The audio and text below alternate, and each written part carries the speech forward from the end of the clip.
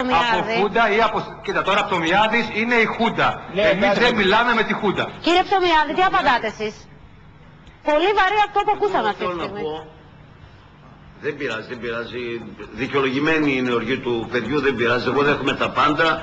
Εξάλλου με τα τεμπελχανία που δεν έχουν δουλέψει στη ζωή τους και δεν ζήσαν τη Χούντα, διότι τότε δεν είχαν καν γεννηθεί, δεν μπορώ να απαντήσω. Όμως από τη μια μίλησε για μια δημοκρατική χώρα που έχει δημοκρατικά δικαιώματα ο καθένας, από την άλλη δεν απήντησε όταν αν αύριο έρθουν άλλοι 500 και άλλοι 1000 θα πρέπει να γίνει κατάληψη όλων των δημόσιων κτηρίων ή ιδιωτικών κτηρίων, και επειδή μίλησε για το Πολυτεχνείο πρέπει να πω ότι ένα μεγάλο κομμάτι της γενιάς του Πολυτεχνείου σήμερα δεν φάνηκε αντάξια. Έχει παραδοθεί και έχει συμβαστεί με το χρήμα και οι αγωνιστές είναι στον τοίχο.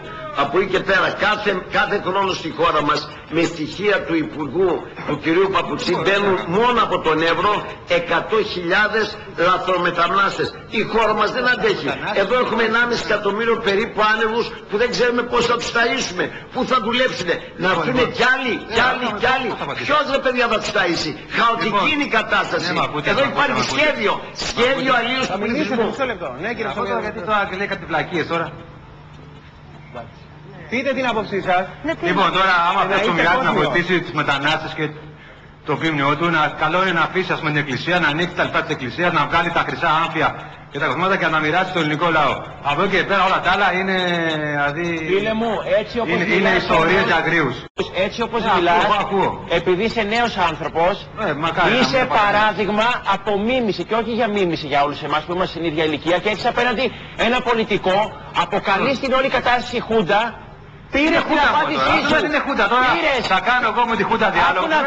Είναι με τη Χούντα. Πήρε την απάντησή σου. Είναι με τη Χούντα. Πήρε την απάντησή σου από ένα πολιτικό.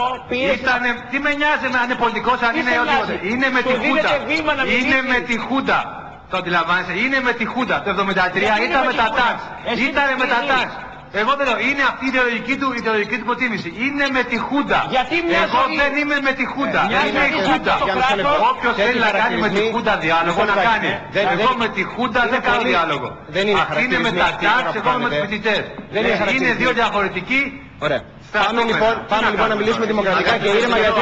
Αγαπητέ Σπύρο, δείξε μου λίγο.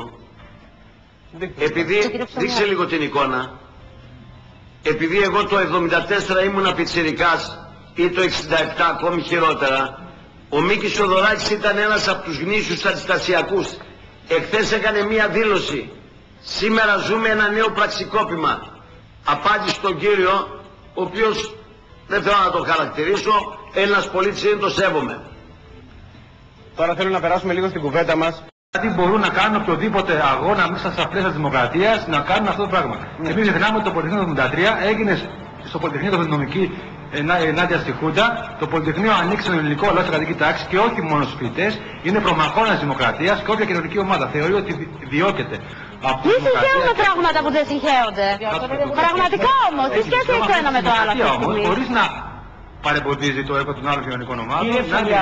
Όπως μια απεργία έχει ένα κόστος, στα λεωφορεία, στα τρόλεϊ, στην ΔΕΗ, στον ΟΤΕ, έτσι και μια τέτοια διαδικασία έχει αυτή κάποιο μικρό κόστος. Το κόστος όμως το πολιτικό. Ποιο είναι το κόστος? Μπορεί να είναι η άρση του ασύλου.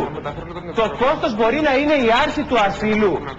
Για την πολιτική, το κόστος μπορεί να είναι ακόμα και η άρση του ασύλου, γιατί μιλάμε για ανθρώπους που δεν έχουν, για οικονομικούς μετανάστες που δεν έχουν χαρτιά παραμονή στη χώρα. Δηλαδή με αυτή τη λογική θα πρέπει αύριο μεθαύριο και όσοι δεν μπορούν να πληρώσουν τα διόδια να μπουν στο Πανεπιστήμιο Αθηνών και όσοι δεν μπορούν να πληρώσουν τα λεωφορεία να αρχίσουν να μπαίνουν αλλού και να κάνουμε καταλήψεις. Δηλαδή να καταλάβω λίγο τι γίνεται. Το Νοέμβριο 1973 μέσα στο Πολυτεχνείο, εξώ τους φοιτητές, ήταν και οι αγρότες και οι κάτοικοι των Μεγάρων, οι οποίοι διαμαρτυρόντουσαν για τη δημιουργία του αεροδρομίου, για το οποίο η Χούντα δεν τους είχε... Τότε είχαμε Χούντα, τώρα δεν έχουμε Χούντα.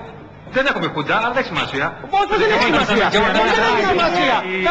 Οι αγρότες των Μεγάρων ενωθήκαν με τον αγώνα των φοιτητών για τα δικαιώματά τους.